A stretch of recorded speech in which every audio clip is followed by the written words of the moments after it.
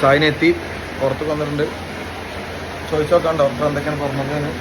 എന്തായാലും സ്റ്റോൺ ഉണ്ട്, സ്കാനിങ്ങിലൊക്കെ ഉറപ്പിച്ചു. ഇനി അത് CT സ്കാൻ എടുക്കാനാണ് പറഞ്ഞത്.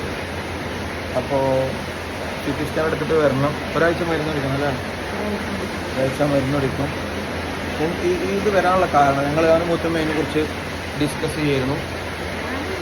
പല കാരണങ്ങൾ കൊണ്ടും വരാന്നാ പറഞ്ഞത്.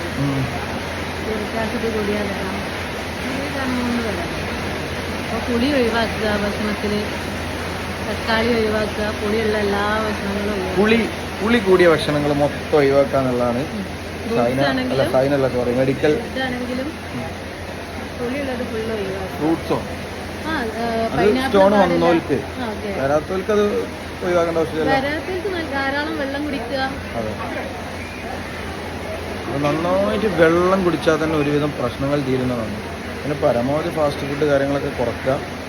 പുളി അടങ്ങിയ ഭക്ഷണങ്ങൾ നമ്മളെ മലയാളികളുടെ ഒരു പ്രത്യേകതയാണല്ലോ പുളി കൂടുതൽ കഴിക്കാതെ. പലർക്കും പല രീതിയിലാണ്, പല ഭക്ഷണത്തിനും പല രീതിയിലാണ് കഴിക്കുന്നത്. ചിലർക്ക് തക്കാളി ഒഴിവാക്കണം, പച്ചയെ ഒഴിവാക്കണം. നല്ല വെള്ളം കുടിക്കുക, മെയിൻ അതാണ്. മൊത്തമാലം വെള്ളം കുടിക്കണ്ട, ചായ കുടിക്കും, നല്ല വെള്ളം കുടിക്കും.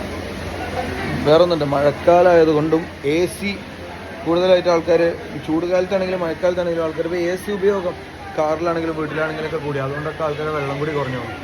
AC-ലൊക്കെ ആകുമ്പോൾ നമുക്ക് തണുപ്പ് ക്ലൈമറ്റ് ആകുമ്പോഴേ നമ്മളങ്ങനെ വെള്ളം കുടിക്കില്ല എന്നുള്ളതാണ്. അപ്പോൾ വെള്ളം നന്നായി കുടിക്കാം.